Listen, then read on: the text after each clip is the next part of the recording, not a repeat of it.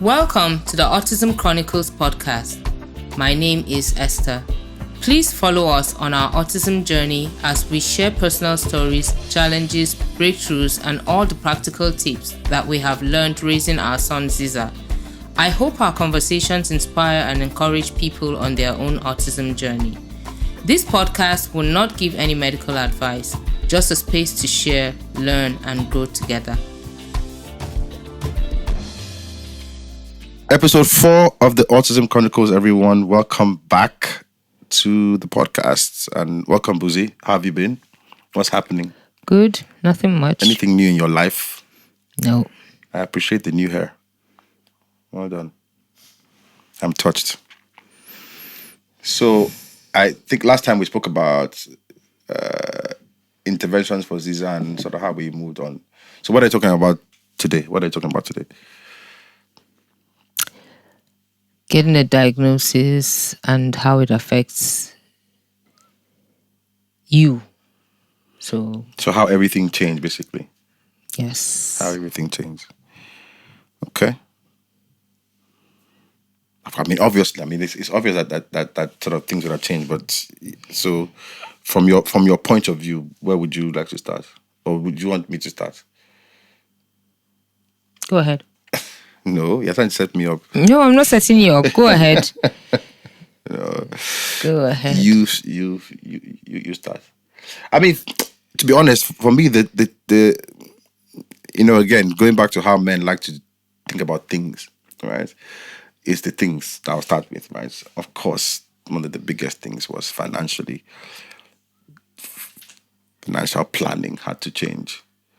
Because, when we had, Zara, we were planning to have Ziza, and then we were, we had a clear plan of what we were going to do, like family vacations, okay, this house, then after a while we'll move to that house, and then, there's a whole plan of, and, we planned it out, in terms of, I was working, you were working, and we're like, okay, look, we're going to be able to afford a few of these things, and with the savings and everything. Obviously, those things had to change significantly. Because because you have to make a financial plan, right? You have to make a financial plan. Because a lot of these interventions that we talked about in the last episode and the episode before, they can cost quite a bit, right? So just have to reprioritize the things that we planned was for me, one of a big change, right? Because just thinking today about the amount of resources that we required for therapy, like you know how many therapies we've gone through in the last 15 years. Can you count? Like, it's a lot of therapists we've gone through, and we had to pay for all of them. And then when we started doing the supplements, and when we started having to get the right food, and the special diets, even things like safe proving the home. I remember that. I used to get emails from IKEA. Like, I was their best customer at one time. So buying all those things to, corner stoppers, and then every once in a while you have to check the house that there's no harmful, things around. So it was quite a lot of planning that was required to sustain all this stuff. So for me, that was like one major change. Yeah. Interesting. Yeah, I think it's the same for me. I think, of course, for me, the first thing I'll talk about is my career. Mm-hmm. And I know it's not the same for everybody. Just because your child has an autism diagnosis does not mean that you do what I did. But I think ours was out of need, right? Again, 15 years ago, like we discussed in the previous episode, nobody knew much about autism. The resources were just not there. So it was a tough decision we had to make, because at that point we hadn't even got any therapist to work with him, and were basically just getting information on our own and just trying to understand understand the whole autism thing better and knowing what to do. And we realized that there was nobody to do it, right? Somebody had to do it. And again, because we were like trying to get early intervention, start something early, we decided that we didn't have the time to waste, right? And so for me, I mean, we had this conversation where we decided, okay, I'm like, I have to leave my job because somebody needs to take care of the boy. And most especially because even though he was in school, the schools also didn't know what to do, right? If you remember, I used to get so upset because they had this communication book, that the teacher had to write something in every day at the end of school. You get something just to know what your child did at school, and it was a constant. Ziza did not engage. He was happy, or he just slept the whole day, and you know that the the school he went to then wasn't cheap. And for me it was like, No why am school I is wasting all these resources, and for you to tell me my child isn't doing anything? But then after I calmed down, I just realized that they just didn't have, they didn't have a sent person. They didn't have, again, there was nothing then, So let me ask you a so question.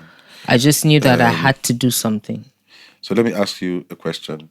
So, do you have any? So, do you regret the decision now? I mean, as in leaving the career, do you regret it at all? And you can be honest Sometimes. sometimes. Sometimes.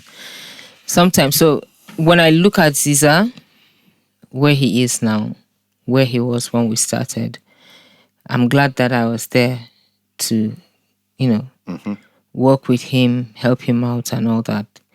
Go all out, look for resources, look for help, went to all the seminars and things like that. So I'm glad I was able to do that. But then sometimes especially when I'm around like friends or something, and I see how far people have gone, like career people, and I just wonder, if I hadn't made that decision, where would I be now? Career wise, Career wise, exactly. So it's sometimes it's there, sometimes, but generally speaking, I think I made the right decision. And it's not for everybody. There are career moms. There are people who maybe bankers or whatever, and they still have children on the spectrum. That hasn't stopped them from also helping their kids out. I mean, there are different ways to it. You have money, you can get all the resources you want, or you can you can do it yourself, or whatever it is, whatever works for you. I mean, like, I think I don't think sometimes, like, hindsight is always 2020. It's always looking at him now. You think, okay, if I had a crystal ball and I could see what he'd be at 15, perhaps that's okay, fine, we'll make a different decision. But because at the time there was no way of knowing. At the time there was no way of knowing if whether he would even be alive at 10 or 12. Because we had other medical issues, which is for another episode, right? So, you know. I don't think there's anything to be gained in sort of like looking back as like I say that now, but I get it. Like, if you ask me the question, of course, because like I said before, like we were both working, so things were maybe easier, maybe on the money side. So of course that would have helped, but we've been able to manage, right? I mean, and I guess we can be grateful for that. But what I'd like to say to you is that imagine how much more difficult it would have been were you not there. Right? So, I mean, if I take you back to a few of the things that happened, like with Ziza, imagine if you were not there when those things happened. There are many times that you would not be sort of alive, right? And like extreme stuff, that could have happened were you not there. There were, like, again, because we were, living in Nigeria, it's not like you're surrounded by the most competent caregivers as well. So having that, almost like an umbrella, what you call it, a helicopter mom type thing, it was quite useful. So for me, I don't see, maybe even regret is not a fair word, right? Of course, you wonder, you know, maybe now you'd have been MD of something, Maybe, just or say maybe. something, and I'll be like a kept husband, which has always been my dream anyway, right? To be kept, But unfortunately, right? Yeah, I mean, there's a lot to think about. It's not like it's not like I lack anything, or that, but just as an individual, as an individual, like, there's something about just being able to do things for yourself, and then having to just, depend on somebody else. It's a bit tough. Sure. And Because you're then proud. also because it's not about pride, really. Also, you're mindful of the fact that you mentioned that everything that we've mentioned, doing them hasn't come cheap, right? They're expensive. So even for me, you know, we worked together before, we pulled our resources together, and then now having you shoulder the whole thing. Of course, I mean, it'll be unkind of me, I think, to still have that information, knowing where we're at, and then keep making demands as well. So there are certain things that I may want to do, but being mindful of what I mean, But but I the never saw it that way. responsibility that. So I'm just talking about looking at it from the other person's perspective as well. So you kind of like just manage, just prioritize what you'd like to do, or there are certain things I would have, if I was earning my own money, you know, So, I'd just go straight ahead and so, do them. so like, I'm about to sound very wise now. So when people say that there are things that money cannot buy, sometimes when I'm looking at it from that point of view, it's like money is important, and I think it's only fair for us to also say that it's not the most important thing in life, especially in a relationship, in a marriage, or in a friendship, or whatever like that. If you look at some of the things that money cannot do, like, so when I look at our partnership in the way that we've handled, there are things that you did that I could not do. Not only could I not do them, I couldn't pay anyone to do them. Right? And there are several things like that you can't pay anyone to do, and things that could have only been done by a family member who had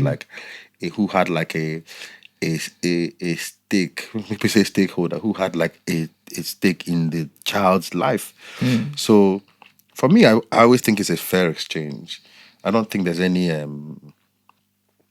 because I had to be on the road a lot of times, and being in sales at that time, being on the road and going up and down, and there are times I would go out, I was almost like a single guy, Yeah. I had a friend who once told me that. Nobody saw me like, Yeah, one told me that, are you actually married? I'm like, yeah, I'm married. And the guy's like, how come? Where's I've this never wife? ever seen your wife. I'm like, she's there. She has work to do, and so especially for people who are close to us, who may remember how we were before and after, because they know there was always like a before Ziza and after Ziza, right? Sure. So only friends who are close to us understand the change, especially in the social life, right? How we had to really, really, really change, and how we had to, because like even to, so that leads me to the point of what changed instead of the isolation, right? I certainly felt that I became a little more isolated. We became, as a couple, we became more isolated from, even today. I feel the same way. Like and I find it interesting. I have a lot of friends who like they never have I have friends who come and ask me, how's your son doing? I have a list of friends who do that. A lot of them don't. Like it's either they don't want to talk about it, or for me, it's just like people who care about you will care about you, right? Regardless of what happened. But then I have a lot of friends who don't even talk about it, right? And so even in the beginning,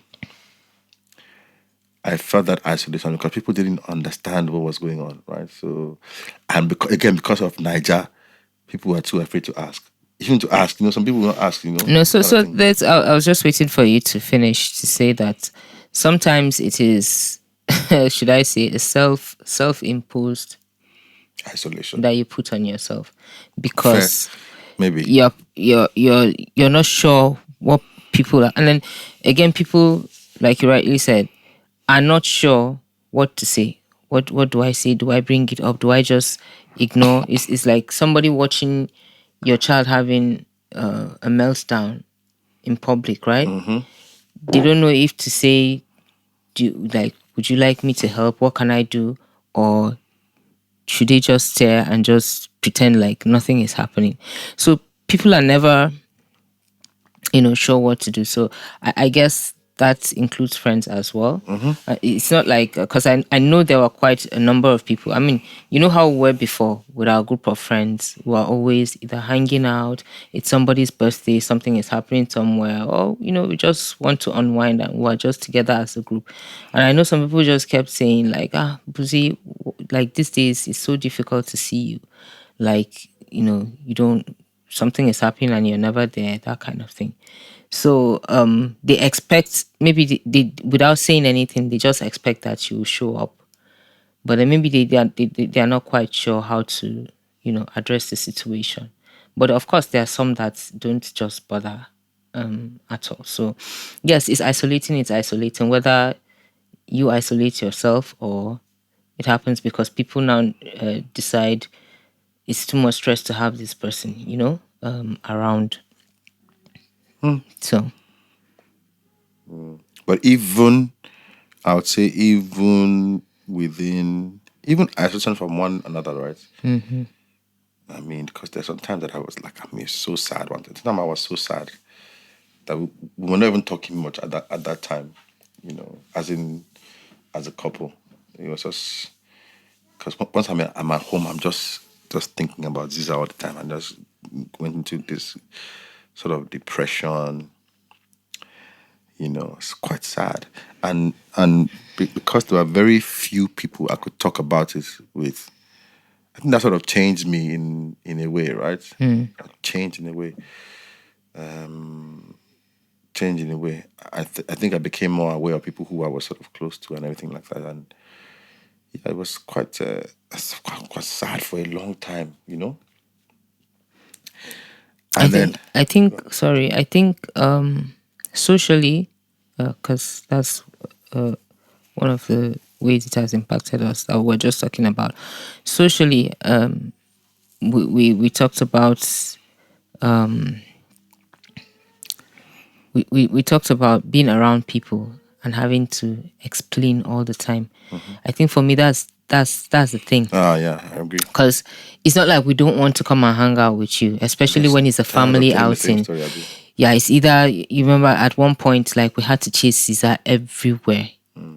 He was just flighty. Any small thing, he takes off running, and then we have to chase after him. So, I mean, for me, it was just like... I just remember the day he left you in the park. Where were we? I think Atlanta. We were in Atlanta. And then he just took off. And that day, I thought my heart was going, was gone. It's amazing that you can laugh about it now. Yeah, it wasn't funny. So we've lost him at the airport. I mean, I get what you mean. Like, so, I never wanted to be that kind of person who's always talking about that kid. Yeah, and the thing is, will you even get to? I'm being honest here. Do you really even enjoy yourself when you find yourself in those circles? Because then you're there. Because your I'm thinking of, yes, because like I know that if I take my eyes off him, 2 seconds, he's gone. Right? So my mind, like, you're just not in the right space to like enjoy with your friends, have fun and that. So it's just like, you know what? Let's just stay at home. So, and then it goes on and on like that. Nobody sees you. Even, it's not just friends, it's even family.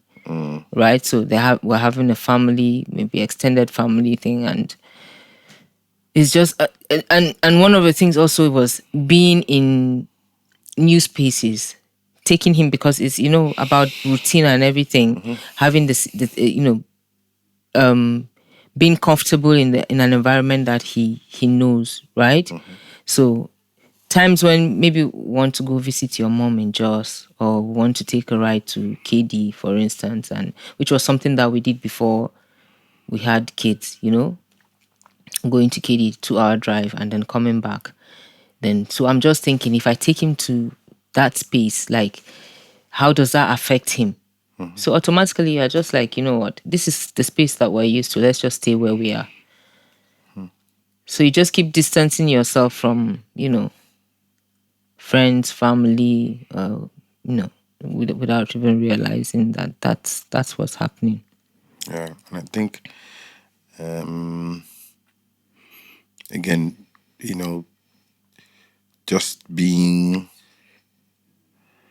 feeling like you're the only one that knows what's going on. I think, and it being a fact. No, not only thinking, but it being a fact. Like literally nobody around us at the moment.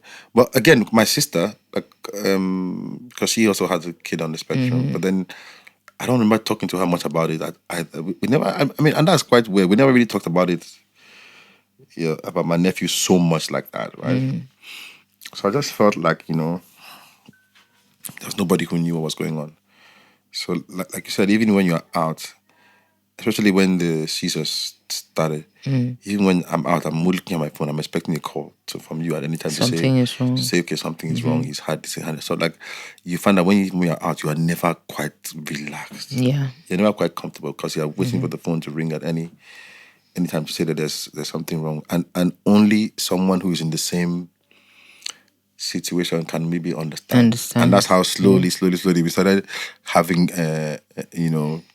getting closer to parents with kids who are on the spectrum. And then it's also not because like before you know it, everybody who is in your circle has a has a child with special needs, and then now before you know that now becomes your world, and then you now be, we're in the autism community, we're in this, and I don't know, I'm not saying that that's necessarily a bad thing, but it's still good to try to find space for other other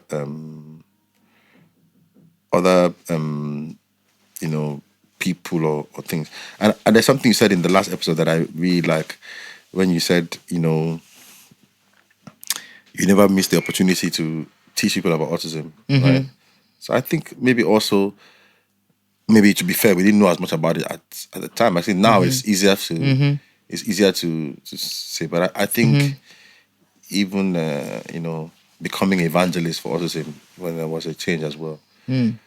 For me, it was a change because so I always, when people ask me, I always say one of the biggest lessons that I've learned from being Ziza's dad is, when I was growing up, they used to say, okay, how do you love unconditionally? Like, it's not possible. One of the things that I learned more, I think it made me a better father in a sense, because, and I think this may sound again something very wise. So write this down, Buzi, because years from now. Puppies. Years Your from now. point. It's like, like Your how point. you say, like how you say, how to love somebody without getting it back. Right? Because most people that they give you something back now. Yeah. There's some response. Even with kids, like they'll come and hug you though. So you know that you're getting it back. Sometimes with Ziza, man, like he's not even aware that you are there. Maybe he's aware, but he doesn't really care much, Doesn't right? show it. He cares more about other things. So, but you love him anyway. So for me, that's sort of the patience that it takes to give that love, I think Zia now, our youngest, is I think he's enjoying the because one has to be so a little more understanding. So there's more listening more to kids than. I think growing up, I remember that the kind of parenting that I got was more, for lack of a better word, instructional. It was more like, do this, do that. But with this, that we had to be forced to be more in the listening mode, because you really have to. With this, that you really have to listen to him and be intuitive, especially be perceptive for you to even get anything done. What he's not saying, not just what he's saying, because you have to read between the lines. So in that process, I think that's another change, because I think it made us sort of better parents in that sense, which is a good thing. Yeah, it definitely made me more patient, because I don't think I was a patient person before Ziza. I don't think I agree. And being understanding as well. So Yeah, you just have to be. There's if not you, the frustration is out of this world. So like, did you have any? Definitely, there's an impact emotionally. I know you cried and did some other Yeah, stuff, but this was so. Yeah, be telling everybody I cried since the beginning of this podcast. Like I've said it like 10 times. Why are Like, you ashamed? It's like Are you what's with you ashamed? and you cried? Oh, you cried, you cried. Every 2 seconds you see, cried. I've confessed. Every paper that talks about autism tells you, like, if you want to cry, wail, do whatever you need to do. So I had my own. I mean, I shed my own tears. If it's cry like me, I wasn't. I shed my own tears, but I think I've always been. How do I put it? I wouldn't say I'm like so much of an introvert, but I think it just. This whole thing, there must be a middle ground, because like I'm also an introvert, but I'm more of a social. I don't have to put it like a social. It's like half and half. An extrovert and an introvert as well. So something. However, I'll confess something. Like, so a lot of the things that made me sad, it wasn't really. So let me say this. Let me say it in a way that may communicate it better. It's almost like a shame that you have for being disappointed. Oh yes. In the child that you have. You don't want to. A lot of my let's say self-recrimination, like a little bit of self-hatred, because I was so ashamed of myself for being ashamed of my son. Does that make sense? It does. It does. Right? It does. So that time when they came out, like, this is my son, I loved, but I was so disappointed. I can't lie, I was quite disappointed. Because, I get so, especially all these plans. It's a man thing. So you waited. So I mean, a lot of people don't know. Somebody asked, like, all your kids are named Z's and stuff like that. So I get you, because you remember Zara when we got married, the doctor told us that Zara was a boy. We didn't know. We didn't say she was a boy, but we just didn't know because it didn't show. No matter how many times I went to do a scan, we just didn't see it. No, but I was sure it was a boy. No, so because of how active she was, she was always like moving and all that. So you even bought blue stuff. Remember, it was. You were convinced it was a boy, and you had that name Ziza. The moment we knew we were pregnant, you had done your research, you had that name Ziza. And so when Zara came and it was a girl, we were like, okay, so Ziza is not here yet. And at that point, I know we had to think of, what are we going to name her? Because we actually thought it was a boy, right? So, and then Ziza came. So I understand your feelings and stuff, because it was like, I can't wait to do like PlayStation, get your Arsenal fan and all that football stuff and that kind of thing. Teach him to drive and things, and just what dads do with boys, and just finding out that that's not gonna happen. So it's okay. It's okay to have. To have those feelings. Yeah, it's and you saying, like, just feeling ashamed. Just that shameful, feeling for being disappointed. I want to say that usually when they talk about autism, I think one of the things that helped me, I felt the same as you. One of the things that helped me was a poem I read. I can't remember the author right now, but I can't remember the exact words, but basically it spoke about you being on a journey, and maybe buying a plane ticket and wanting to go to Venice, for instance, and, the anticipation, you're excited and everything, and then the plane lands and you're expecting to be in Venice, and then you find out that you're in a totally different country, right? So you must have planned that journey, that trip for maybe years, maybe got your resources together, managed to pay for a ticket and that kind of thing. So it's a total thing. So like, you're pregnant, you've already thought of what the child is. Probably you're wondering, what are they going to look like? Oh, maybe by the time he's 17, 18, ready to go to university, by God's grace, like maybe we'll do an Ivy League school. So you have so many plans. Yeah, but then and then but everything then just the falls through. the I don't like to say that it's different for men than it is for women. When you say it's a guy thing or it's a man thing, maybe, I don't know. These days, one must be aligned with the wokeness. It's not okay. But but yeah, there was a lot of disappointment. That was a change, and it's a difficult pill to swallow to be disappointed in your own child, right? Because sometimes I'm like, why can't you? And even there are times when when he would do something, because even though he had autism, he's still a kid, right? He would do something wrong intentionally, right? Yes. And you would think that that's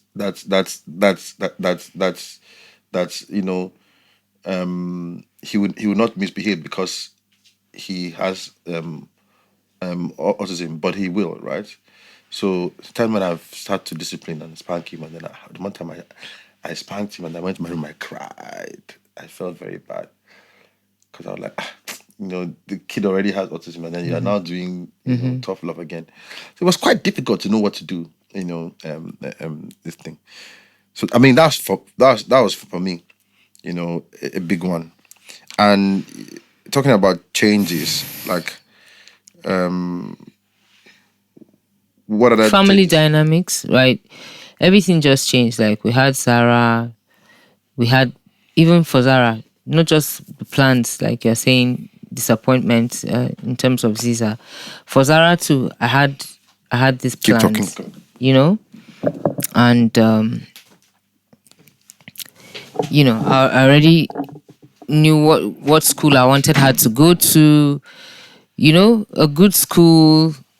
We were going to like sit down, crunch some numbers, and just do Sorry the about that. best, travel, see the world, which we started to do, from when she was a baby, having to travel with her and everything. And it just felt like, the moment Caesar's diagnosis came through, everything just changed. All the plans, like even with Zara, she ended up not going to any of the schools that I wanted her to go to because we had to adjust everything financially, because you're looking at like it was a lot. But she didn't exactly go to the worst. No, I'm not saying it was bad. I'm just saying that you I have understand what you're saying, yeah. this big plans, when you have a child and all that. And then But I'm a firm believer at the end of the day, adjusting your quota, honestly. well, that's there. And then also, like even family members, talk about family. I just found myself, because for me, I mentioned that it was a thing for me to, travel once in a while, go spend time with my extended family, and all that changed. All that I changed remember you couldn't go because to. Yeah, I remember. the time wasn't. I just couldn't make out time. I didn't want to, again, And then like I said, going with him put would Then be. going with him was too much.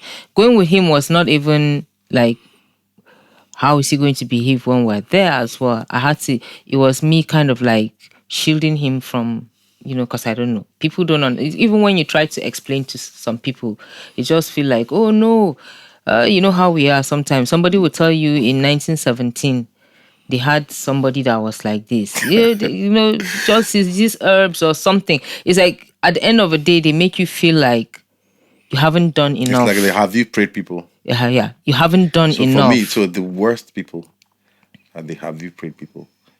Like I can't tell you how much I hate people like that.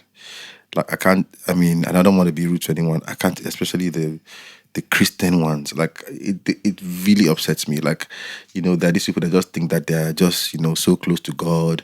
Once they pray, everything will you be healed. I'm like how self-involved and arrogant can you be that you see a family with an autistic kid who is 7, 8 years old, 9 years or 10 years, and you think all these years they haven't prayed, but your own prayer, once you pray it, everything will be fine, right? And that thing used to annoy me so much, and I don't really, and that thing, it made me cancel some people that come down and say, no, once I lay my hands, I'm like, if you lay your hands on my boy, you may not have those hands again, right? So it's really, I think I really dislike I want to call them cultural backwardness of Nigeria sometimes, the ignorance that is inherent in our maybe like sometimes when I hear culture, people only talk about culture when it's a bad thing.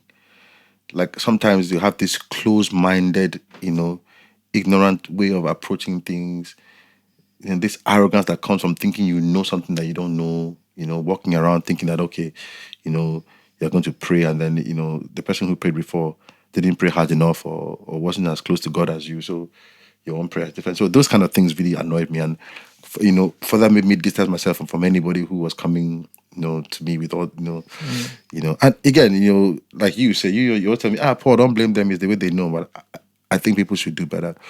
With that side of it, I wasn't really impressed with those kind of things.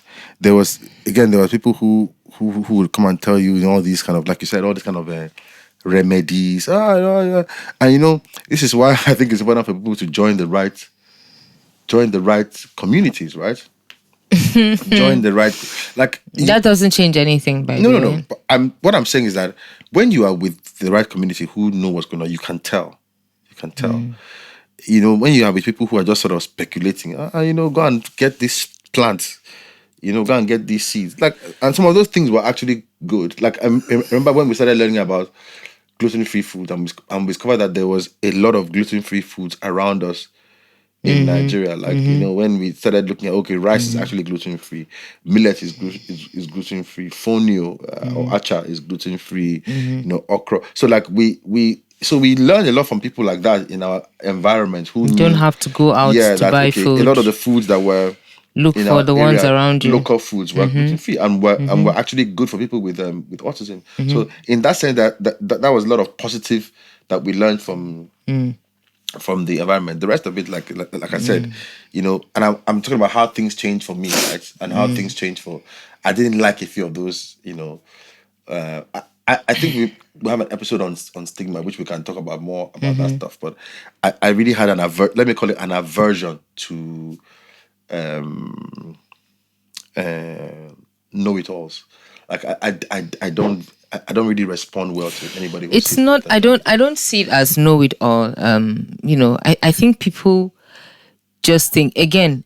See, autism is. I don't know how to put it. It's just something, because even when you meet parents who have children with autism, right? There's always something different. There's always something different. I mean, autism is one disorder that is, because it's a spectrum. It's you meet this person, it's different from this person, it's different from this person. It's not like maybe. Then again, to make it worse, is also an invisible.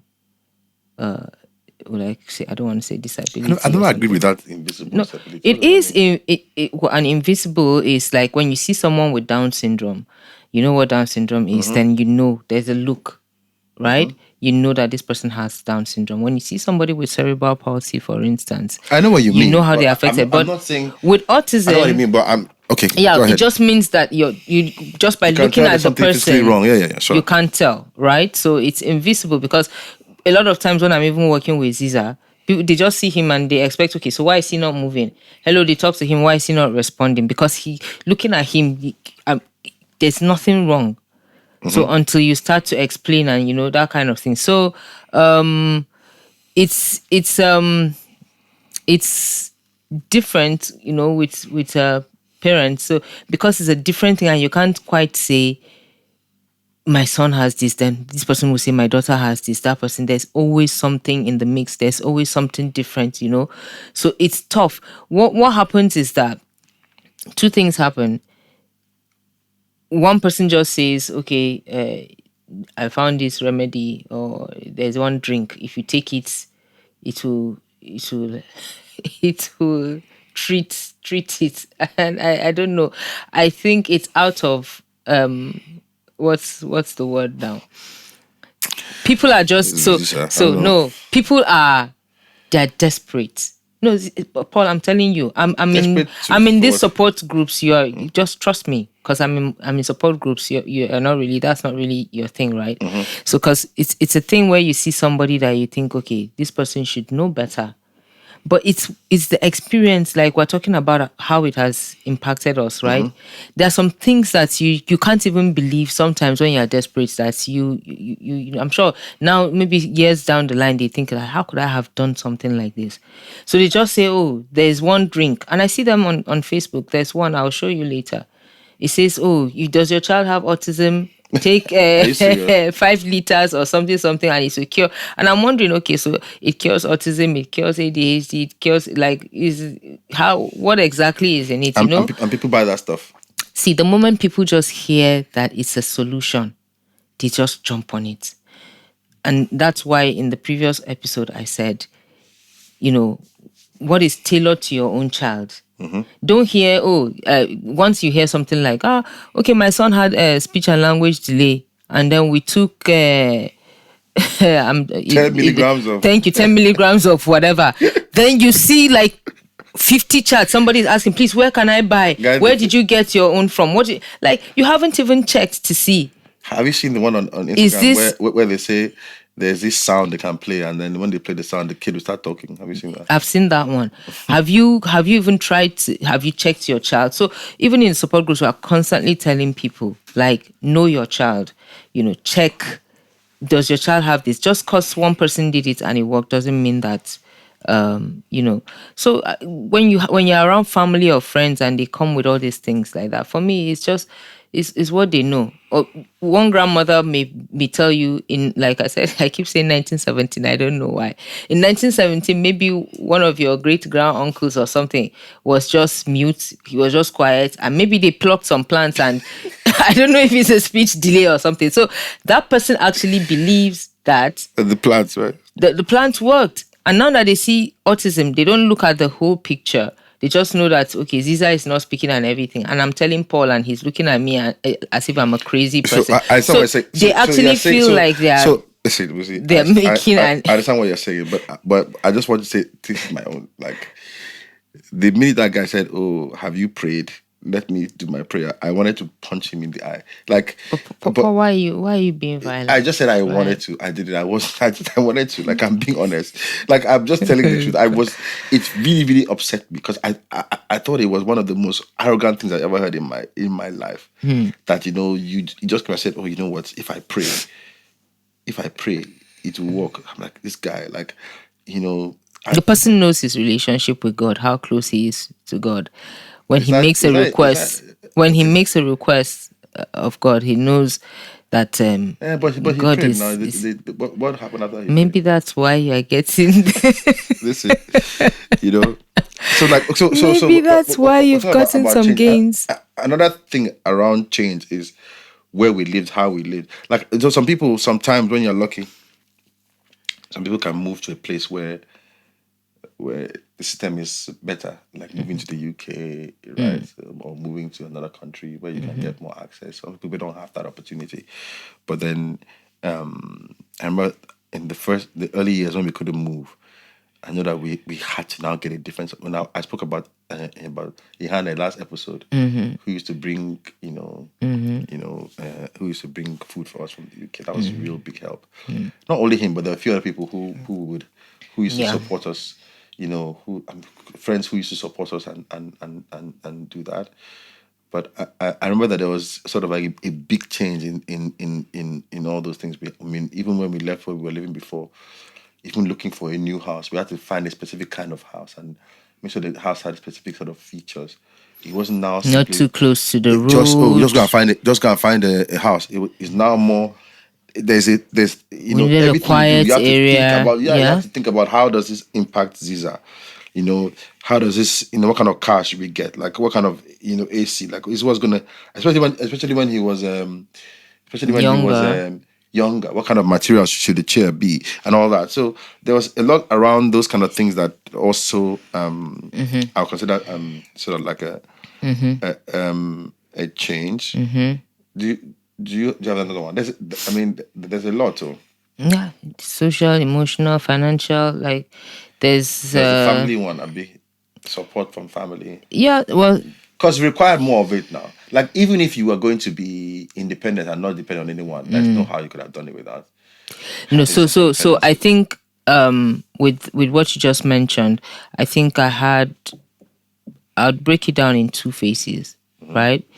There was a time where I think in the beginning I wouldn't have left him with anybody.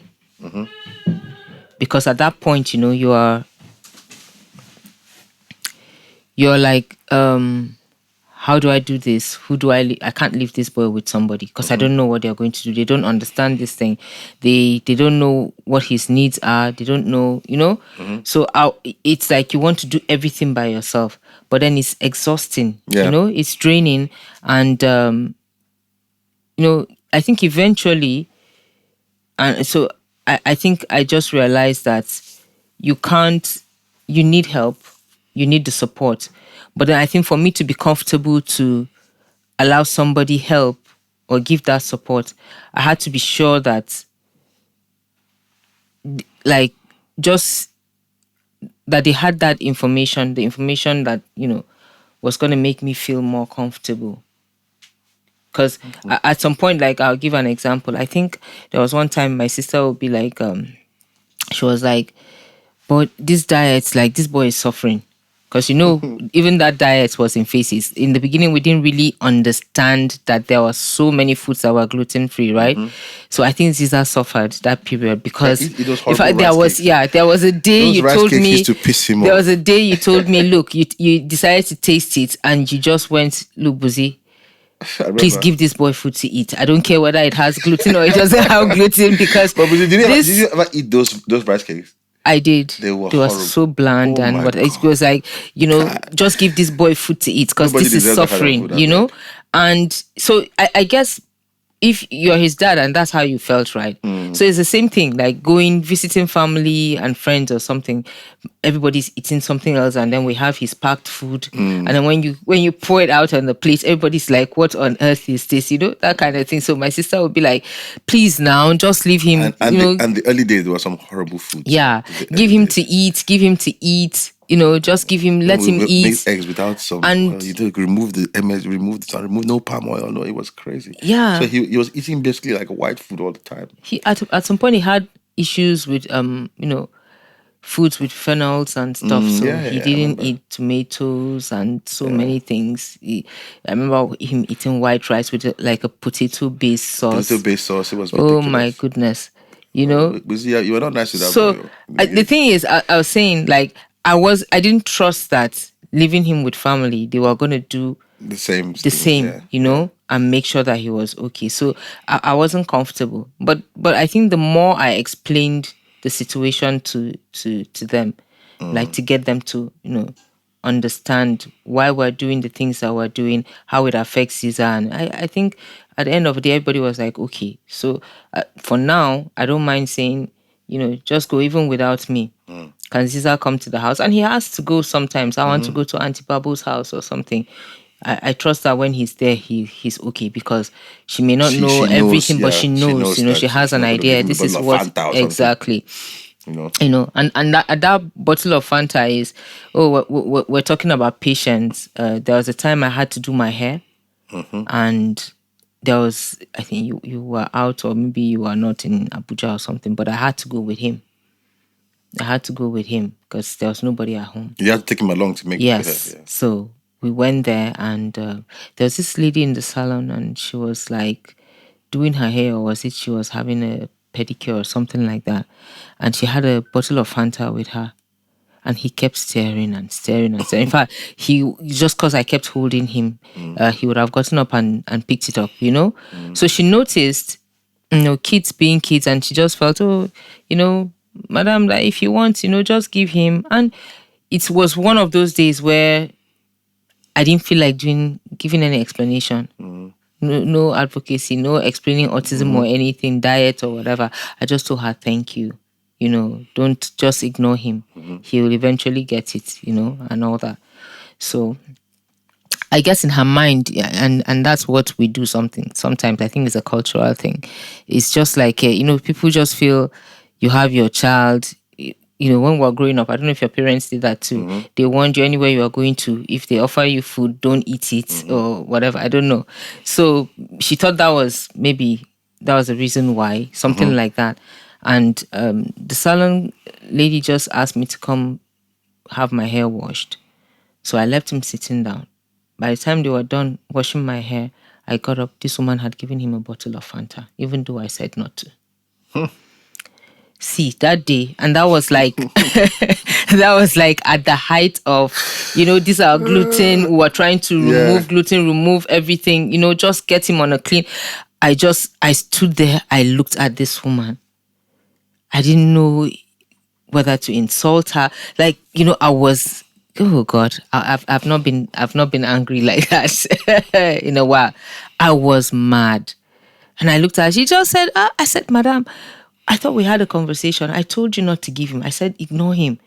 And she said, oh, I know, all these things that you people do. I didn't put juju in the Fanta. There's nothing there. I'm just giving. I said, the first thing you should have done was to ask me why he wasn't allowed to have Fanta. If you had done that, maybe I would have then explained to you the reason why. I said, you don't know what you've done today. You don't know how you've set me back. Like, I've taken time to do that work and, clean his system and everything. And now you just see a child that you don't know. And you think that me as his mom... Giving me a bunch of sugar. So it's not just the sugar, the preservatives, the coloring and stuff. There's so much inside, And so, after that experience with that lady, I just realized that people are just... they'll do whatever they feel like doing, and you just have to manage the situation. I think, we have an episode coming up, that's for next episode, which talks about that sort of the stigma, discrimination, the lack of understanding. I think that's for next episode. So if you guys come back for the next episode and tune in, I think we'll talk a little bit about that, because I think that's a whole thing to unpack.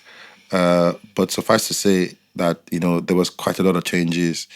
And I think it happened to everyone. Like I meet young parents who just got a recent diagnosis and they already begin to say, look, this is a whole different thing. So I think for me, best advice is expect the changes, but don't be afraid of them. Because the thing about change is me, I believe in the planning. For us, what saved us was the planning.